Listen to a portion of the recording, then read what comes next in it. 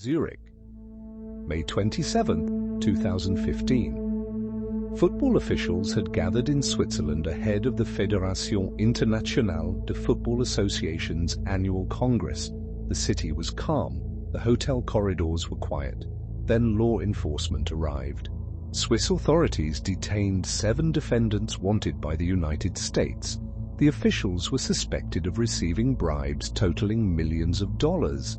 The luxurious setting became one of the most memorable images associated with the scandal. But the hotel was not the crime scene in the traditional sense. The real evidence stretched across years.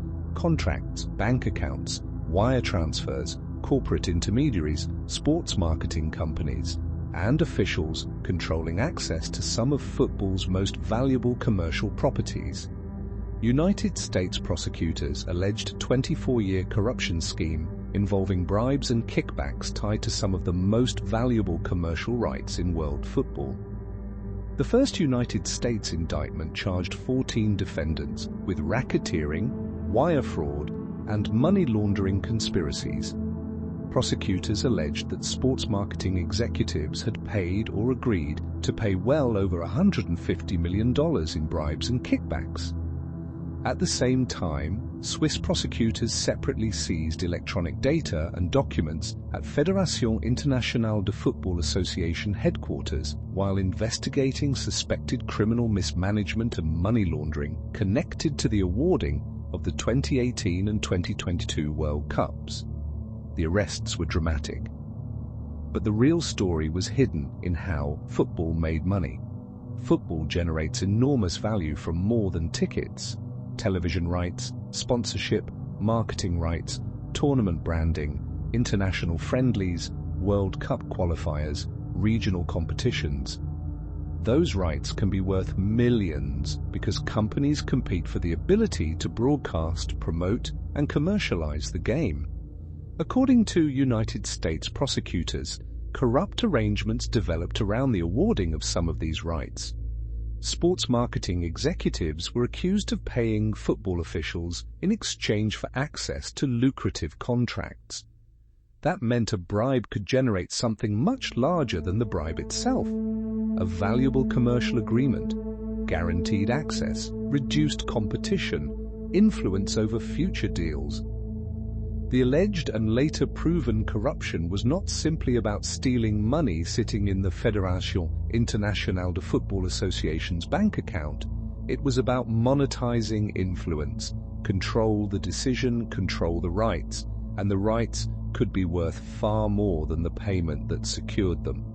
So investigators started tracing the deals backward from contracts to payments, and from payments to people. One of the strangest questions for viewers outside the United States was simple. Why was the United States Department of Justice prosecuting corruption in global football? The answer lies partly in how the alleged schemes touched American financial and commercial systems. The Confederation of North, Central America, and Caribbean Association Football, one of the Fédération Internationale de Football Association's continental confederations, had headquarters in the United States, while certain transactions and business relationships also passed through United States-linked systems. This transformed what appeared to be an internal sporting scandal into a transnational criminal investigation. The Federal Bureau of Investigation investigated. Internal Revenue Service. Criminal investigation followed financial trails. Federal prosecutors in the Eastern District of New York built racketeering and money laundering cases. The game was global, the money moved globally, and so did the investigation. When the first indictment was announced, prosecutors said sports marketing executives had systematically paid or agreed to pay well over $150 million in bribes and kickbacks. That figure became one of the defining numbers of the scandal. But be precise. That number did not mean investigators found one $150 million payment. It described an alleged broader pattern of payments across multiple schemes and years.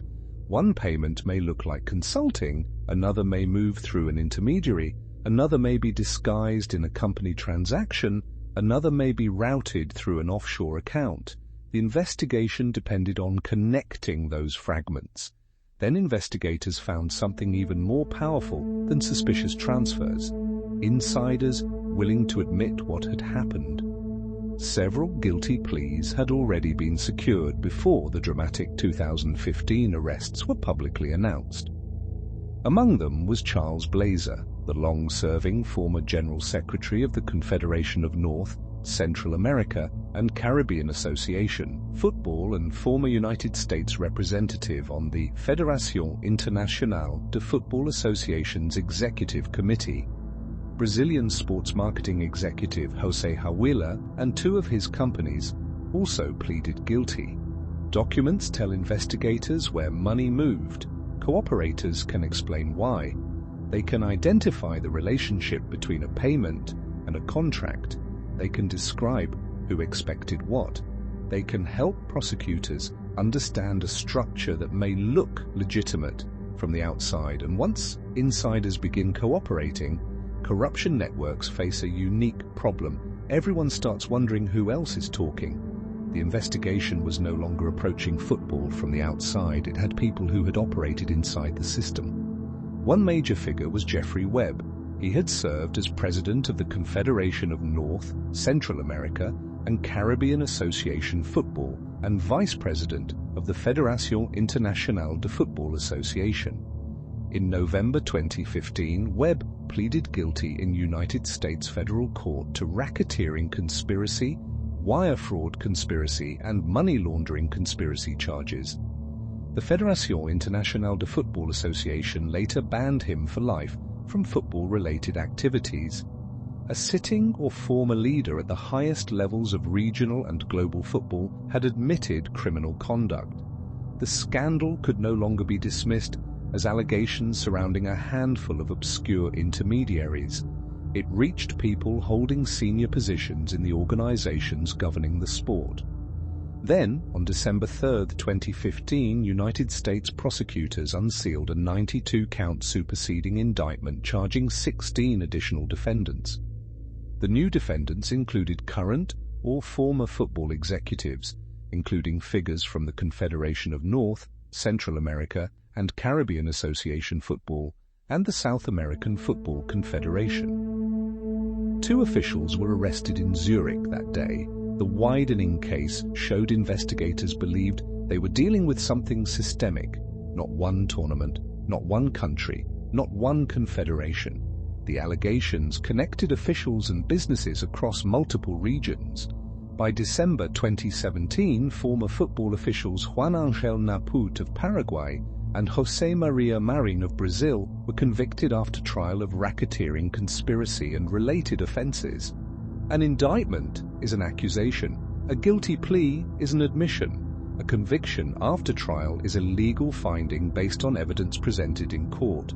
Some people were accused, some admitted guilt, some were convicted, others were never convicted of the allegations surrounding them. That precision is essential. The investigation did not stop with football officials. Financial institutions also faced scrutiny over money movements connected to the bribery schemes. In 2021, Bank Julius Baer admitted that it had conspired to launder more than $36 million in bribes through the financial system in connection with the Federación Internacional de Football Association corruption case.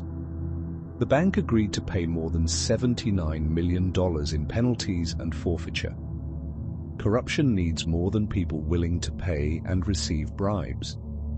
It often needs mechanisms for moving and disguising money. Accounts, companies, intermediaries, financial institutions follow enough transfers and the scandal stops looking like football. It starts looking like financial crime.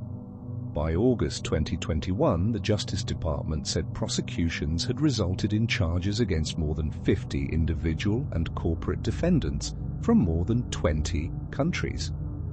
The department recognized victim losses totaling more than $201 million and approved an initial distribution of $32.3 million in forfeited funds. In June 2022, the Department of Justice announced another approximately $92 million distribution to football organizations and national associations recognized as victims in the case. Money prosecutors said had been taken through corrupt football deals was eventually being redirected back toward football programs. In a fiscal year 2024 asset forfeiture report, the United States Attorney's Office for the Eastern District of New York said the wider investigation had produced more than 30 felony convictions and guilty pleas and recovered more than $200 million in forfeiture funds. The office also noted that more than $100 million had been forfeited in 2023 from a Swiss bank account held by a company prosecutors said had paid and promised millions of dollars in bribes to obtain media and marketing rights connected to the 2016 Copa America Centenario. The raid lasted hours, the investigation lasted years, and the real evidence was never the hotel, it was the money trail. What do you believe really happened to football when money and power became this closely connected? Tell us in the comments. If you enjoyed this investigation, subscribe to Mysterious Crime, like this video, share it with someone who loves documentaries, and turn on notifications so you never miss our next investigation. Every mystery has a story,